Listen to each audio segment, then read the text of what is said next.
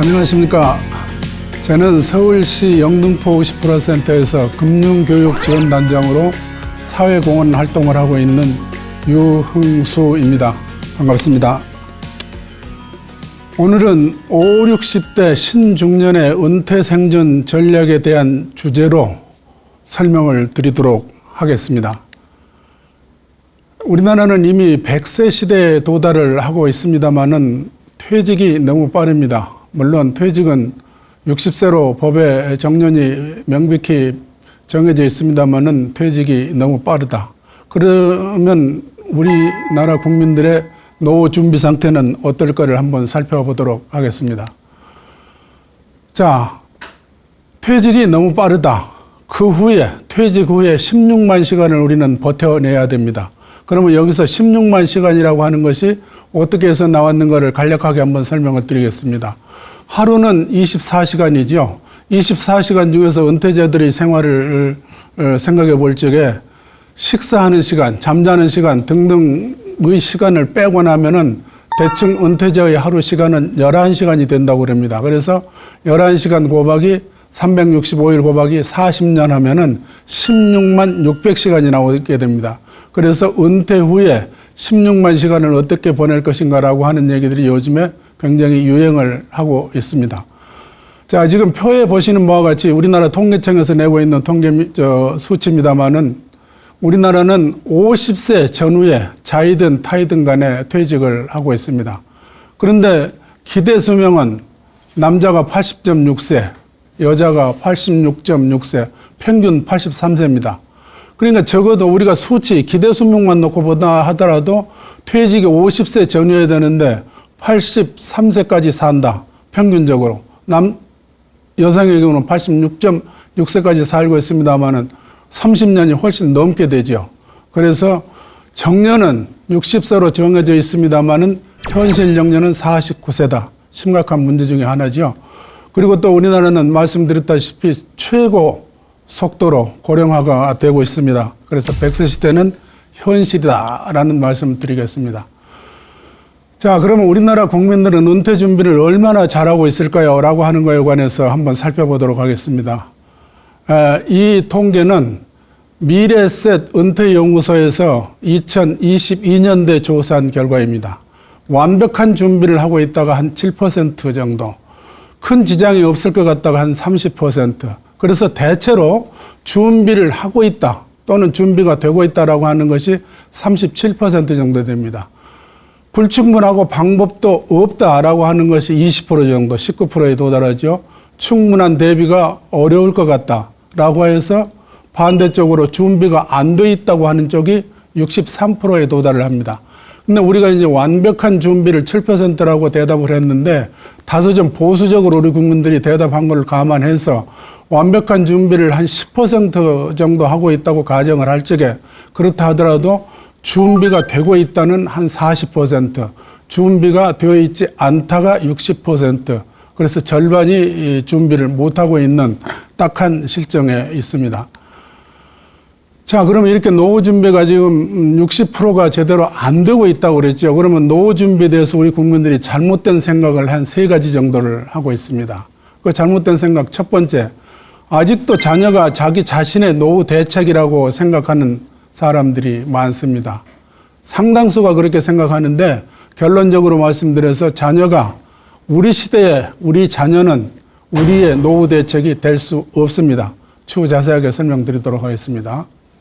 나는 100세 시대와는 상관없다는 그 오해를 갖고 있습니다. 그러나 우리나라는 이미 100세 시대에 접어들고 있는 실정입니다. 그래서 재수가 없으면 120세까지도 살 가능성이 있다. 세 번째, 노후 준비는 여유가 있을 때 하면 된다는 매우 안이한 생각을 하고 있습니다. 우리나라가 여러분 아시다시피 매사에 빨리빨리 하고 있는 그 빨리빨리를 강조하는 한국인인데 노후 준비만큼은 늦장을 부리고 있다. 제 경험적으로 말씀드려서 보면은 월급은 언제나 여유가 없습니다. 따라서 여유 있는 자금으로 가지고 노후 준비를 한다고 하는 것은 늦을 수도 있고 영영 못할 수도 있습니다. 따라서 전략과 근검으로 노후를 대비해야 할 것이다 있다라는 점을 강조드리겠습니다. 자, 그러면 이제 앞에서 한번 설명을 드렸습니다만은 우리의 자녀가 우리의 노후 대책이 될 수 있을까? 결론적으로 말씀드려서 자녀는 노후 대책이 될 수가 없다. 오히려 부담만 되지 않으면 다행이라고 생각을 하셔야 될 것 같습니다.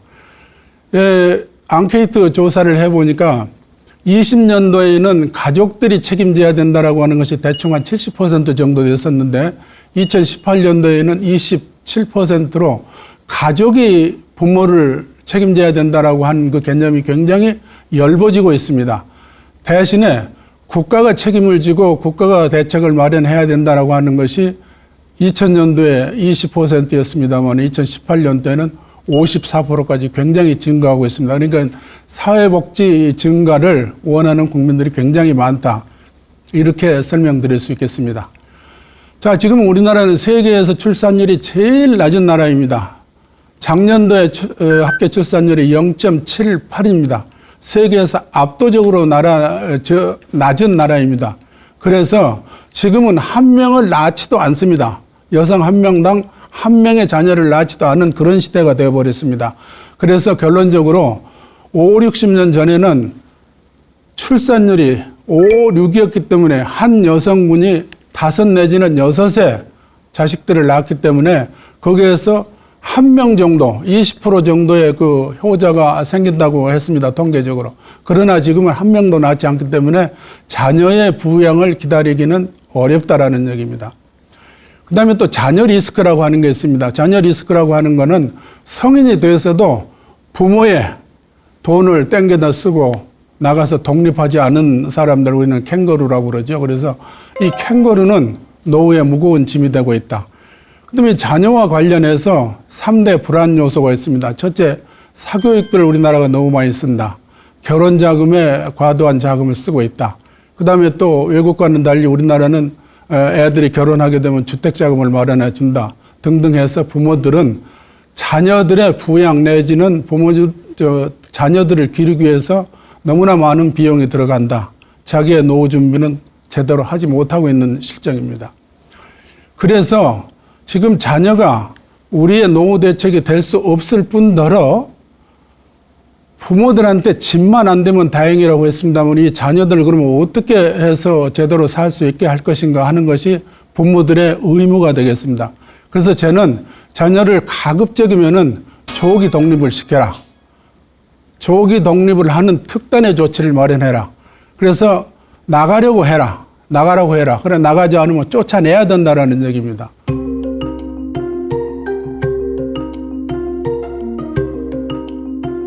신중년이라고 하는 거는 50대 초반 주된 일자리에서 퇴직을 하고 새로운 일을 찾고 있는 5, 60대라고 정의를 하고 있습니다. 이거는 2017년도에 우리나라 정부가 신중년 산모작 구축 기본계획에서 유래한 말입니다. 다시 말씀드려서 우리가 최근에 쓰고 있는 신중년이라고 하는 건 50대 초반에 주된 일자리에서 퇴직을 하고 이 일자리를 찾고 있는 5, 60대 이상을 얘기하는 것이다. 상식적으로 알아두시기 바랍니다. 그러면 이제 이렇게 조기에 퇴직을 하게 되면은 여러분 다 겪는 그 현상입니다만 퇴직 증후군을 견뎌내야 합니다. 명패가 없어짐에 따른 실망감이라든가 상실감, 배신감 같은 거는 매우 큽니다. 저는 운이 좋아서 비교적 오랫동안 직장 생활을 했습니다만 마지막 직장 퇴직을 하고 나니까 저 역시 상실감, 우울감 말할 수 없이 크고 상당히 어려운 그런 시기를 보냈습니다. 수명은 길어지고 있는데 모아놓은 돈은 없고 자이든 타이든 간에 우리나라 사람들은 50대 초반에 퇴직을 한다. 그게 신중년들의 현실입니다. 근데 우리 신중년 1100만이 지금 이 일을 할 수밖에 없는 그런 입장입니다. 왜? 방금 말씀드렸다시피 조기 퇴직을 해서 모아놓은 돈은 없기 때문에 일을 할 수밖에 없다. 근데 그 일을 하는 것이 자기가 정상적으로 전공을 쌓았던 그런 자기의 특기를 살리기보다는 우선 호구지책이 어려우니까 단순 노무직에 근무하고 있는 사람들이 무려 31%가 된다. 이거는 전문성이 발휘되지 못한다는 그런 얘기입니다. 이건 또 거꾸로 말씀드리면은 대한민국 사회적으로 큰 손실이다라는 얘기입니다. 그리고 이제 우리나라 사람들은 세계에서 제일 일을 많이 하는 국민들입니다. 1년에 1915시간을 일을 하는데 OECD 평균은 1600시간 정도 일을 합니다. 그래서 우리나라는 어찌됐든 간에 50대 초반에 일을 퇴직을 해서 모아놓은 돈이 없기 때문에 일을 할 수밖에 없는 그런 딱한 사정이다라는 것을 다시 한번 설명을 드리겠습니다. 자, 그러면 신중년은 또 마찬가지로 50대 초반에 퇴직을 했죠. 근데 퇴직금은 적어도 60대 초반에서 65세 가야만이 국민연금을 받게 됩니다. 그러니까 10년 이상, 10년에서 15년 동안 소득이 없는 생활을 하게 되는 겁니다. 소위 말해서 연금 크레바스 시대의 그 기간에 돌입하는 것이죠. 연금 크레바스라고 하는 건 연금이 단절된다는 그런 뜻이 되겠습니다. 근데 국민연금을 그러면 15년 뒤에 받는다 하더라도 이게 거의 용돈 수준 비슷합니다. 20년 이상 납부자가 103만 원 정도밖에 받지를 못합니다. 그리고 우리나라 국민연금을 낸 사람들의 수령액의 평균은 62만 원밖에 안 됩니다. 근데 이제 국민연금공단에서 만든 자료에 따르면은 우리 적정 생활비라고 하는 거는 부부가 살 경우에는 한 277만 원 정도, 나 혼자 살 경우에는 177만 원 정도인데 국민연금 평균으로 보나 실질적으로 받는 금액으로 보나 반절에도 못 미치고 있죠. 상당히 어렵다는 얘기입니다. 그래서 우리나라 신중년들은 국민연금을 한 15년 동안 받지도 못한 상태에서 설령 받는다 하더라도 100만 원 남짓밖에 못 받는데 생활비는 한 사람 기준으로 해서 177만 원이나 많이 나간다. 그래서 신중년의 삶이 굉장히 위태롭다라는 얘기입니다. 그러면 신중년의 삶이 이렇게 위태로워지면은 국가는 어찌됐든 간에 먹여 살리거나 일자리를 만들거나 한 그런 사회적 비용이 지출이 증가될 수가 밖에 없습니다. 따라서 국가는 신중년이라는 매우 중요한 이 국가 자산을 어떠한 방법으로든지 활용할 대책을 강구를 해야 된다는 얘기입니다. 물론 정년을 좀 늘릴 수도 있겠습니다만 또 정년을 늘리게 되면은 젊은 사람들의 일자리가 또 그만큼 적어지기 때문에 그런 것들이 반드시 답이 된다라고 할 수는 없지만 국가는 어찌 됐든 간에 신중년에 대한 이 국가자산 활용 대책을 만들어야 될 시기에 도달했다. 이렇게 설명드리겠습니다. 자, 그러면 이제 50대 초반에 퇴직을 한다고 그랬는데 퇴직을 하고 나면은 노후 빈곤층으로 전락할 가능성이 상당히 큽니다. 50대 초반에 퇴직을 하면 생활은 더 궁핍해집니다. 왜? 설령 재취업을 한다고 하더라도 소득은 2분질이나 3분질로 떨어집니다. 그 다음에 이제 또 다 키워내지 못하고 아직 결혼도 시키지도 못하고 대학교 다니는 애들이 있기 때문에 학자금도 들어가야 됩니다. 그리고 또 나이가 들면은 건강보험비도 또 의료비도 또 일반 국민들에 비해서 표에서 볼 수가 있죠. 한 3배가 더 들어갑니다. 그리고 또 오래 살다 보니까 건강에 자꾸 문제가 생겨요. 그래서 의료비는 3배가 들어간다. 이러다 보니까 중산층이 추락하는 그러한 현상이 나타나고 있습니다.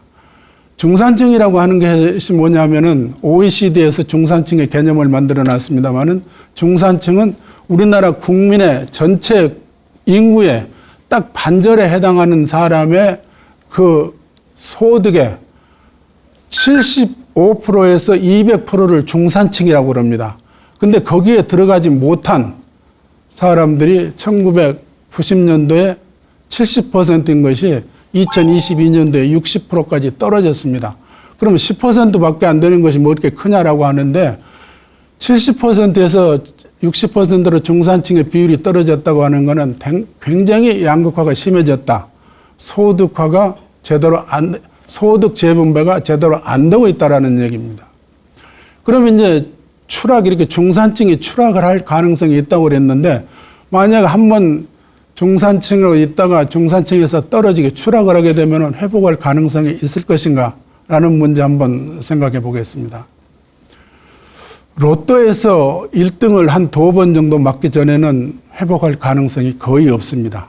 따라서 우리의 자손들, 3세들은 중산층이라는 거, 제1은 그래도 중산층을 거쳐서 잘못되면 중산층 이하로 떨어질 수도 있습니다만은 제2 자손들이나 제3세들은 중산층을 영원히 경험하지도 못할 그런 시대가 올지도 모르겠습니다.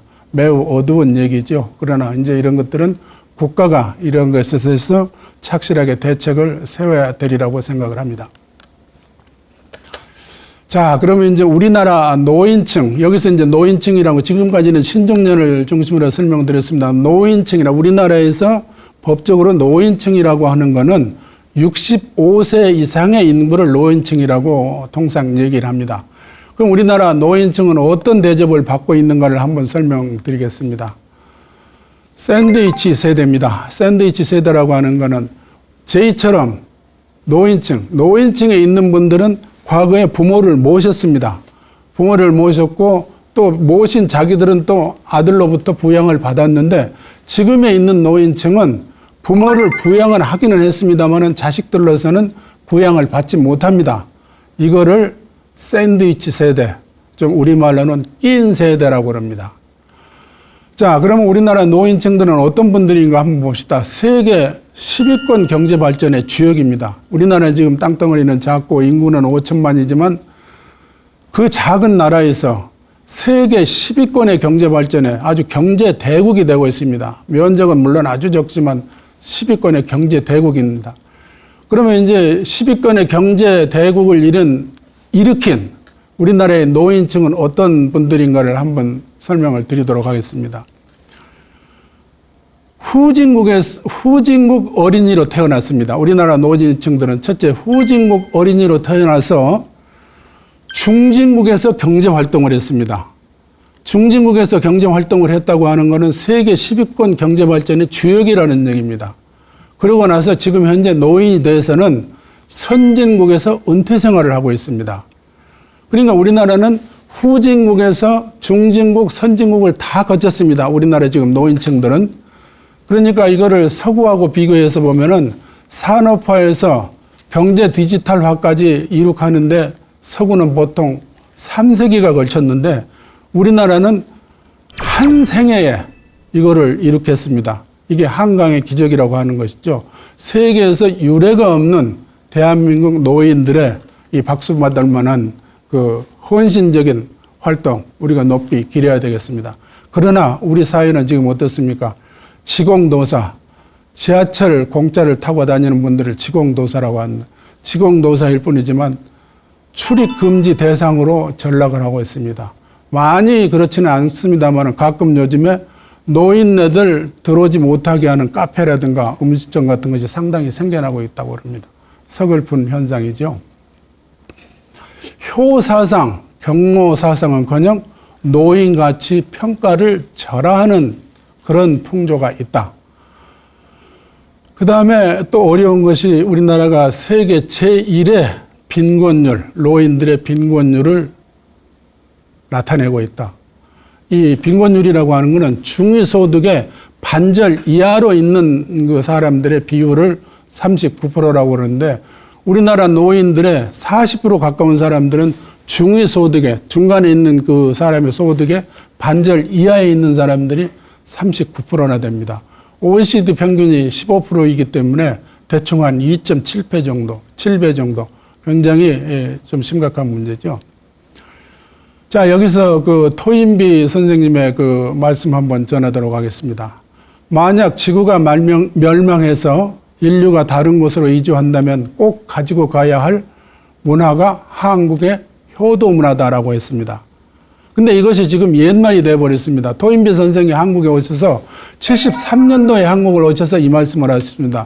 한국의 효도 문화를 보고 대단히 좋은 문화로 찬양을 했습니다. 근데 1973년도 전후를 보면은 우리나라 그 출산율이 대충 한 5가 넘었습니다. 5 정도 됐습니다. 그러니까 한 5명 정도, 한 여성이 한 5명 정도의 아기를 낳는다는 얘기죠. 그러면 그 중에 아무리 못해도 한 20% 정도, 1명 정도는 효자가 나타났습니다. 그리고 부모를 건사하고 부양을 했습니다. 근데 지금은 택도 없다는 얘기죠.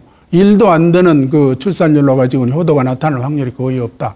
그래서 이제 토인비 선생님이 73년도에 오셔가지고 이걸 느꼈으니까 이런 말씀을 하셨지, 지금에서는 토인비 선생도 이런 말씀을 하실 수가 없다라는 그런 딱한 실정에 있는 것이 현실이다라는 얘기입니다.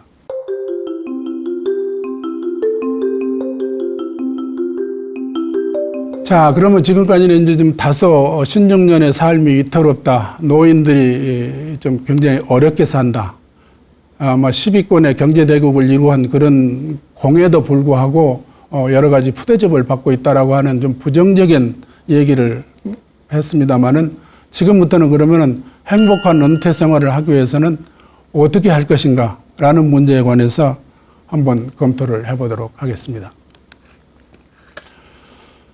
저는 행복한 은퇴 생활에서 꼭 필요한 것 3가지 정도를 여러분한테 한번 설명을 드리고 싶습니다. 첫째는 돈입니다. 은퇴 생활에서 제일 필요한 것은 돈이다.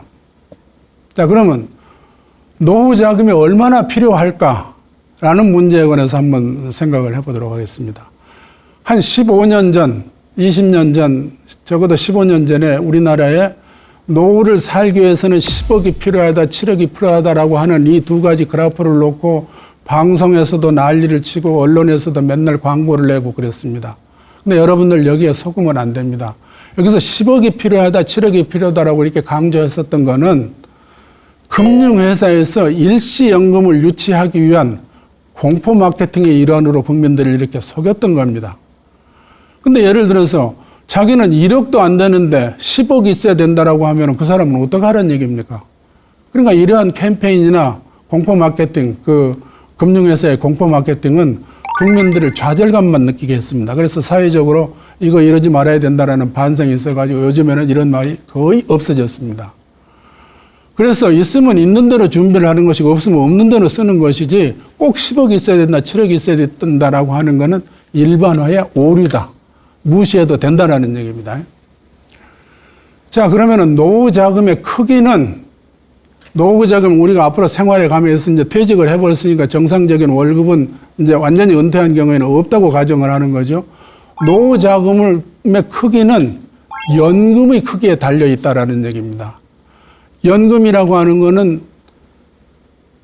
국민연금도 있을 수도 있고, 그 다음에 퇴직연금도 있고, 개인연금도 있을 수 있는데, 국민연금이나 퇴직연금은 딱 정해진 것이, 그러니까 회사 자기 급여에 따라서 딱 정해진 금액, 그거를 가지고 산정을 합니다만, 개인연금은 자기 형편에 따라서 늘릴 수도 있고 중간으로 할 수도 있고 하는 겁니다. 그래서 노후자금의 크기는 연금 크기에 달렸다. 두 번째로 중요한 거는 건강입니다. 그래서 노화는 막을 수 없으나 노쇠는 완화가 가능하다. 따라서 정기적인 건강검진 내지는 꾸준한 자기 건강 관리 매우 필요합니다. 그러면 여기서 돈과 건강이 중요하다라고 했는데 무엇이 더 중요하냐라고 하는 것은 의미가 없습니다. 둘 다 중요합니다. 그래서 돈이 있고 건강이 없는 거, 건강은 하지만 돈이 없는 거, 아무튼 둘 다 중요하다라는 얘기입니다. 그 다음에 이제 세 번째, 일자리가 매우 중요합니다. 일자리라고 하는 것은 무료한 시간 없이 자기가 와서 활동을 할 수 있고 가서 자격증을 따서 새로운 잡에 도전할 수도 있고 그렇다는 얘기입니다. 그래서 여기서 일자리라고 하는 것은 다시 또 부연 설명을 드리면은 돈하고 연관되는 것입니다. 자, 그러면 이제 노후 생활의 행복 여부는 방금 말씀드렸죠. 노후 생활에서 가장 중요한 것은 연금이 중요하다라고 했습니다. 연금이 중요하다. 노후에는 연금이 효자입니다. 이제 우리 자식들은 이미 효자가 아니라는 걸로 제가 지금 설명을 들어서 결론이 났죠. 자식들은 이제 효자가 될 수가 없습니다. 노후 대책이 될 수가 없습니다. 노후에는 연금이 효자라는 얘기입니다. 그래서 이제 여기서 개인연금이라고 하는 것이 노후 생활에서 매우 중요하다. 개인연금에는 개인연금 저축펀드가 있고 저축보험이 있고 저축신탁이 있는데 여기에서 연금저축펀드가 수익률이 제일 양호하다고 그럽니다. 참고하시기 바랍니다. 그래서 3층 연금, 국민연금 있고 2층 연금이 있고 이제 3층 연금, 개인연금이 있는데 이거를 통상 3층 연금이라고 합니다. 3층 연금이 모자라면은 이제 추후에 나이 들어서 주택연금 또는 농지연금을 활용할 수 있다라는 얘기입니다. 자, 그러면 이제 은퇴 자산이 나름대로 이제 다 있겠죠. 뭐 1억이든지 얼마든지 나름대로 자기 있는 은퇴 자산을 어떻게 관리할 것인가 하는 문제에 관해서 좀 설명을 드리도록 하겠습니다. 자, 지금은 저금리 시대입니다. 인플레 시대입니다. 그 다음에 성장이 거의 멎었습니다. 우리나라 성장률이 지금 세계 각국의 유수한 그 경제연구소 같은 데서 1% 내외로 잡고 있죠. 물론 코로나 이후에 많이 떨어졌습니다만 그것이 회복이 되질 않고 있습니다. 지금은 저금리 시대라고 했는데 무슨 저금리 시대냐. 내가 지금 은행에서 대출을 쓰는데 5%, 7%를 쓰고 있는데 왜 저금리 시대냐라고 하는데 여기서 제가 말씀드리는 거는 대출 금리가 아니라 내가 은행에 맡겼을 적에 받는 수신금리 이를 얘기하는 겁니다. 은행에 우리가 가서 돈을 맡기게 되면은 지금 보통 은행에 가면은 제1금융권 은행에 가게 되면 1% 정도도 주는데 없죠. 요금을 예금 같은 거는 거의 없고 정기 적금으로 들어간다 하더라도 1% 내외일 겁니다.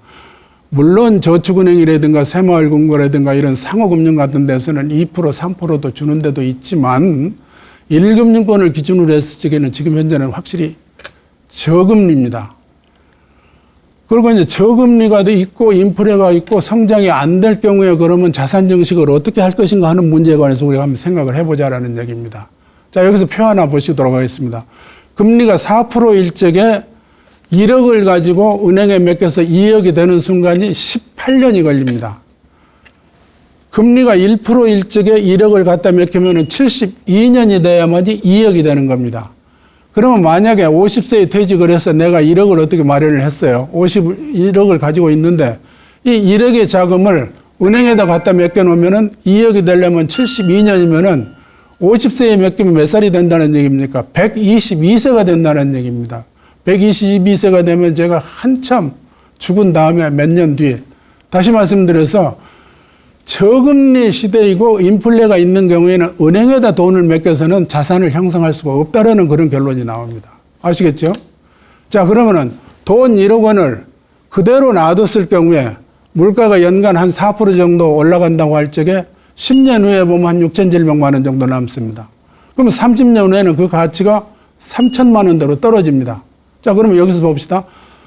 금리가 낮은 데다가 1억에서 2억을 하려면 72년까지 걸린다. 1%로 계산했을 적에. 4% 물가 상승률 감안했을 적에 1억을 맡겨놓으면 10년 뒤에 3천만 원으로 떨어진다. 거의 지금 원금이 없어진다라는 얘기죠. 자, 그러면은 이렇게 저금리 인플레 저성장 시대에서는 저축을 통해서는 자산 증식을 할 수가 없다. 그럼 우리는 그냥 손 놓고 그냥 그대로 있을 것인가? 아닙니다. 어떻게 할 것인가에 관해서 설명을 드리도록 하겠습니다. 자, 저금리 인플레 저성장 하에서는 저축을 통해서는 자산 형성을 할 수가 없다고 그랬잖아요. 그러니까 자산 증식을 위해서는 저축이라고 하는 카테고리에서 투자라는 개념으로 넘어가야 된다는 얘기입니다. 이거는 필수입니다. 그러니까 여러분들 지금 나 증권 투자하라 이런 얘기는 아니지만 논리적으로 볼 적에 저축을 통해서는 자산 증식을 할 수 없기 때문에 딴 방법을 통한다는 것이 투자라는 얘기입니다. 그럼 이제 투자에는 돈을 경우에 따라서는 벌게 할 수도 있지만 손해를 보게 할 수도 있는 겁니다. 그래서 리스크가 따른다는 얘기입니다. 그래서 리스크 관리가 매우 중요하다.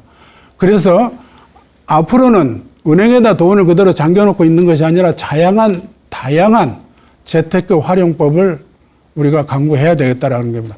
여기서는 금융투자 상품도 있을 수도 있고 금도 있고 달러도 있고 다양하게 우리가 범위를 넓혀서 가야 된다는 얘기입니다. 그런데 저축과 투자의 차이점은 뭐냐라고 하는 거 여러분들이 다 보시면 아시겠습니다만은 가장 중요한 거는 저축이라고 하는 거는 원금이 깨져서는 안 되는 필수 자금은 반드시 은행에다 맡기셔야 됩니다. 뭐 투자라고 하는 거는 돈이 좀 있을 적에 여유 돈을 가지고 하는 게 투자입니다. 여유 자금 가지고 하는 게 투자라는 얘기입니다. 그럼 예를 들어서 이제 자식이 한 6천만 원 모아놨는데 한 10개월 뒤에 애가 결혼을 한다. 한 10개월 정도 그냥 주식에 투자해서 한번 튀겨가지고 한번 해보겠다라고 하는 건 매우 위험합니다. 그래서 저축은 원금을 깨먹어서는 안 되는 그러한 중요한 자금들은 그냥 저축에 이자가 낮더라도 놔두고 여유가 있는 돈은 투자로 해서 돈을 좀 벌 수도 있겠다라는 얘기입니다. 자, 그러면 이제 우리는 저금리 시대, 인플레 시대는 저축해서는 저축만 가지고는 돈을 모을 수가 없다. 그러면 어떻게 할 것이냐? 투자로 전환할 수밖에 없다. 그러면 투자로 전환한 경우에 어떠한 양식과 지식을 가지고 투자를 할 것인가 하는 문제입니다. 초보자에게는 펀드가 답이다라는 얘기입니다. 이거는 금융투자 전문가들이 소개를 하는 것이고 자산운용 관리라든가 자산관리 교과서에 다 나오는 아주 기초적인 얘기입니다. 초보자에게는 펀드가 답이다. 그것도 또 적립식으로 매년 조금씩 넣는 것이다라는 얘기입니다. 그래서 목돈을 우선 마련을 해라. 목돈이 마련이 되면은 자신에 맞는 포트폴리오라고 하는 것은 어떤 상품들을 골라서 내 상품으로 할 것인가를 포트폴리오라고 하는 겁니다. 그래서 내 나이라든가 내가 가진 재산, 가족, 그다음에 투자 성향, 목표 이런 거에 맞게 포트폴리오를 짜야 되는데 여러분들이 포트폴리오 짜기가 쉽지 않을 겁니다. 전문가가 아니라면은 그럴 경우에는 증권회사 같은 데 가서 상의를 하시면은 아주 상담을 해 주는 경우가 대부분에 잘 해줍니다. 자, 그러면 금융 상품을 선정하는 기준을 이제 우리가 또 준수를 해야 되는데 우선 투자 상품이다, 저축성 구분해야 되겠죠. 적합성이라는 건 내 나이에 맞는 것인가. 예를 들어서 65세, 70세가 된 분이 아주 위험한 상품에 투자한다. 이거 좋지 않습니다. 그래서도 안 됩니다. 그 다음에 이제 운용회사. 좀 어렵지만 발품판에서 어느 회사가 잘 운용을 하고 있는지를 검토를 해보고 연구를 해봐야 됩니다. 확실한 거는 운용회사 중에서도 펀드 매니저가 펀드 매니저가 자주 바뀌는 펀드는 절대로 사서는 안 됩니다. 펀드 매니저가 자꾸 바뀐다는 얘기는 뭡니까? 거꾸로 얘기를 하게 되면은 수익률이 좋지 않다라는 얘기죠. 그래서 이거 좀 신경을 쓸 필요 있다. 그 다음에 이제 은퇴해서 집에서 은퇴 생활을 하고 있는 60대, 70대 되신 분들이 파생 상품을 투자한다? 물론 증권회사에서 적합성 검사를 할 적에 이런 거를 권유도 안 하겠지만 본인이라도 이건 해서는 안 됩니다. 이 파생 상품이라고 하는 거는 원금은 말할 것도 없거니와 원금을 빼먹고 원금을 초과해서 손실을 보는 경우도 있습니다. 그래서 파생 상품이라는 것은 매우 위험한 것이기 때문에 나이 드신 여러분들은 절대로 접근해서는 안 되겠다는 말씀을 드리겠습니다. 증권 전문가의 투자 조언, 이게 이제 대한민국을 대표하는 증권 투자 회사의 회장님께서 인터뷰하신 내용을 제가 좀 요약을 했습니다. 저도 이 공감하기 때문에 요약을 했습니다. 첫째, 개별 종목 사지 말아라는 얘기입니다. 산업 트렌드를 봐라. 요즘에는 뭡니까? 배터리라든가, 그 다음에 전기차라든가, 이런 것들이 이제 산업 트렌드가 되겠죠. 주식을 초보자는 주식을 하지 않은 게 좋다. 굳이 주식 쪽으로 생각을 한다면은 ETF라고 하는 게 있습니다. 여러분들은 오늘 이 강의 끝나고 ETF에 관해서 자료도 좀 살펴보고 관심을 좀 가져갈 필요가 있습니다. 그러니까 주식은 아니지만 주식과 똑같이 투자할 수 있습니다. 그러니까 좋은 주식들만을 모아서 시대에 맞는 좋은 주식들을 모아서 그걸 상품으로 해서 파는 일종의 간접 투자 형식입니다. 상장 지수형 펀드라고 하는 그런 말로 쓰고 있습니다. 그래서 이거는 분산 투자가 가능하다. 언제든지 매매가 가능하니까 주식하고 똑같다. 특정 산업 전체에 투자를 할 수가 있다. 산업에 투자를 할 수 있다는 얘기입니다. 그래서 산업 트렌드는 오래 간다. 그 다음에 우량주 장기 투자가 답이다. 이거는 굉장히 동서고금을 막론하고 증권 투자에 아주 유명한 말입니다. 우량주 장기 투자가 답이다. 여러분들이 이제 물론 은퇴하신 분들도 많겠습니다만 은퇴하지 않고 자산 운용을 하신 분들은 그냥 눈 딱 감고 여유가 있든 없든 간에 월급의 20%를 계속 투자하게 되면은 뭔가 나중에 큰 돈 만질 수 있다. 책을 많이 읽고 전문성을 길러라라고 하는 얘기를 강조를 하고 있습니다. 그래서 노력하지 않고 증권시장에 들어간다고 하는 것은 매우 위험한 것입니다. 그래서 연구 많이 하고 궁리하고 한 다음에 증권시장에 좀 관심을 가질 필요가 있다는 얘기입니다. 금융투자 상품 운용에 성공하려면 자산관리 원칙을 지켜야 된다는 얘기입니다. 역시 지금 앞에 우리 설명드린 거하고 거의 비슷하지요. 여유자금으로 해라, 우량주 해라, 분산 투자해라. 모든 계란을 한 바구니에 담지 말라고 하는 격언이 있습니다. 그러니까 종목을 분산하라는 얘기입니다. 그냥 무엇이 좋다고 하니까 그냥 귀에 속아가지고 그냥 한꺼번에 그냥 몽땅 사서 몰빵하지 말라는 얘기입니다. 그래서 분산 투자하라는 얘기입니다. 다시 한번 말씀드리면은 모든 계란을 한 바구니에 담지 말아라. 동서양에서 주식 투자와 관련돼서 가장 유명한 격언입니다. 전문가한테 가서 배우고 발품 팔아봐라라는 얘기입니다. 그래서 투자 근육을 키워야 된다라는 얘기입니다. 공부하지 않고서 돈을 번다라고 하는 거는 이제 버려야 됩니다. 생각을 바꿔야 됩니다.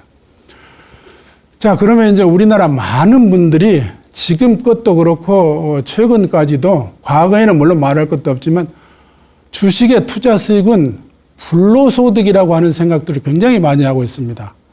그러면 불로소득이라고 하는 게 왜 그러냐. 그러니까 예를 들어서 노동을 해서 돈을 번 거 빼놓고는 그냥 머리 써서 하는 거, 그 다음에 이렇게 굉장히 그 기술적인 거, 이런 것들은 그냥 불로소득으로 보는 경향이 있는데 주식 투자의 투자 수익은 불로소득이냐 아니냐를 얘기할 적에 절대적으로 불로소득이 아니라는 말씀을 오늘 강조드리고 싶습니다.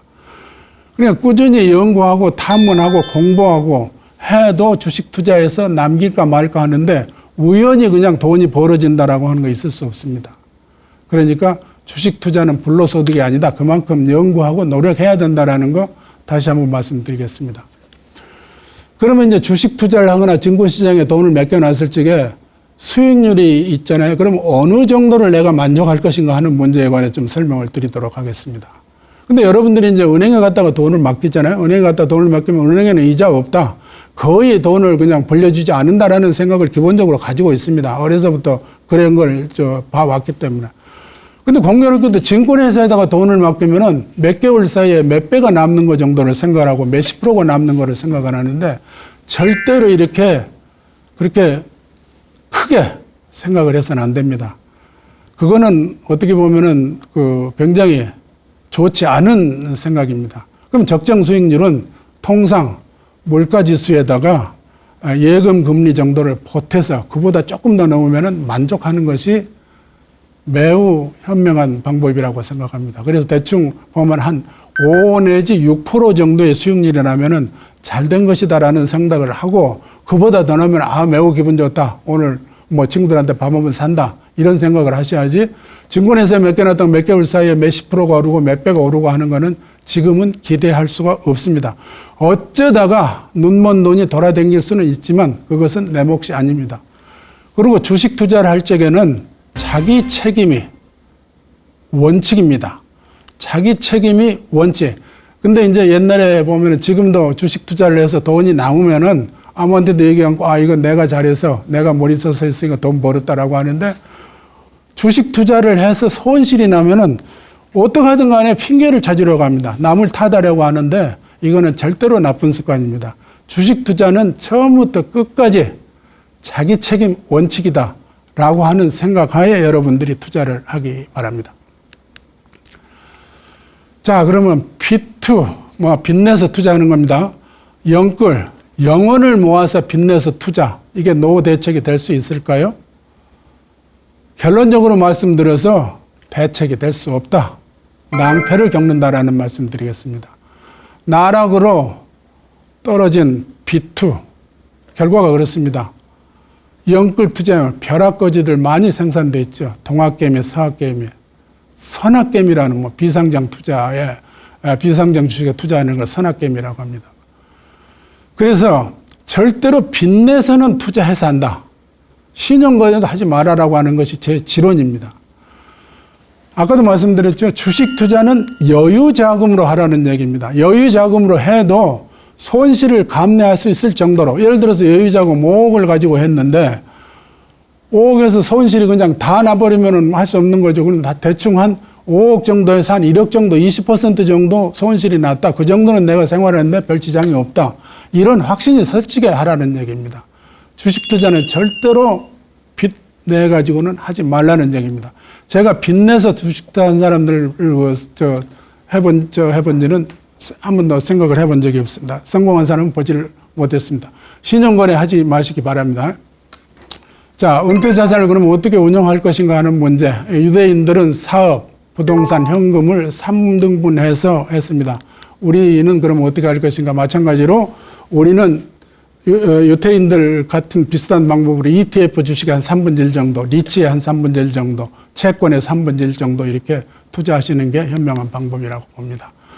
자, 관심 가져볼 만한 금융상품, 아까 이제 TF라고 하는 거를 설명을 했습니다만 그 외에 리츠라고 하는 거에 한번 여러분들 관심 갖기 바랍니다. 리츠라고 하는 부동산을 간접적으로 투자해서 부동산 전문가가 투자 수익을 배당해 주는 형식입니다. 그러니까 작은 돈 가지고 전문 지식 없어도 할 수 있다라는 얘기입니다. 그다음에 이제 정년 맞춤형 펀드 TDF도 한번 고려해 볼 만하다라는 얘기입니다. 은퇴 자산을 이제 가지고 있는데 여러분들이 나름대로 좀 리모델링을 할 필요가 있습니다. 가장 중요한 거는 우리나라는 지금 80% 정도가 부동산에 묶여 있습니다. 부동산에 묶여 있는데 부동산에 묶여 있는 이 자산을 현금 자산으로 바꾸는 게 중요합니다. 60대가 넘어서는 금융 자산이 적어도 50% 이상 넘게끔 바꾸는 것이 매우 중요합니다. 그래서 집에도 우리가 집 한 채는 놓고 가야지 하는 그런 생각, 정서적인 가치가 있는데 집에 대한 것도 다시 한번 생각을 해볼 필요가 있습니다. 줄일 수도 있고 축소할 수도 있고 그다음에 이전할 수도 있고 매도할 수도 있습니다. 여러 가지 방법들을 한번 생각해 보시기 바랍니다. 저금리 인플레 정성상 하에서는 아까 이제 금융자산을 어떻게 운영하는가 하는 설명을 들었고 지금은 이제 어떻게 소비할 것인가 하는 문제인데 나이가 들어서는 은퇴 자산을 불리기보다는 지키기에 초점을 두시기 바랍니다. 그래서 재테크보다 훨씬 중요한 것이 전략입니다. 그래서 거품과 비용을 전략하라는 말씀 드리도록 하겠습니다. 다시 한번 말씀드리면 모으고 불리기보다 더 중요한 것이 금융자산을 어떻게 지킬 것인가 하는 문제입니다. 그래서 보이스피싱 당하면 낭비입니다. 그래서 불법 사금융 절대로 거기에 관심 가지면 안 됩니다. 그래서 인가도 받지도 않고 허가도 받지도 않고 자금을 모아서 불려주겠다. 그러면서 원금을 보장하겠다라고 하는 거 이게 1000% 사기라고 보면 됩니다. 원금 보장은 불법 행위입니다. 그래서 원금 보장이라고 하는 말 자체가 사기이기 때문에 거기에 현혹되지 말아라라는 말씀 드리겠습니다. 자, 은퇴 생존의 보호법칙 한번 설명드리도록 하겠습니다. 우선 자격증을 가져라. 은퇴 자산을 절대로 빼먹고 훼손시키지 말아라. 자녀 관련 비용을 줄여야 된다. 고수익 투자에 유혹에 빠지지 말아라. 배당조라든가 ETF과 리츠 등에 관심을 좀 가져봐라. 연금을 어떠한 경우에도 인출하지 말고 퇴직연금을 해서 일시금으로 받아서 노후를 편안하게 지내라.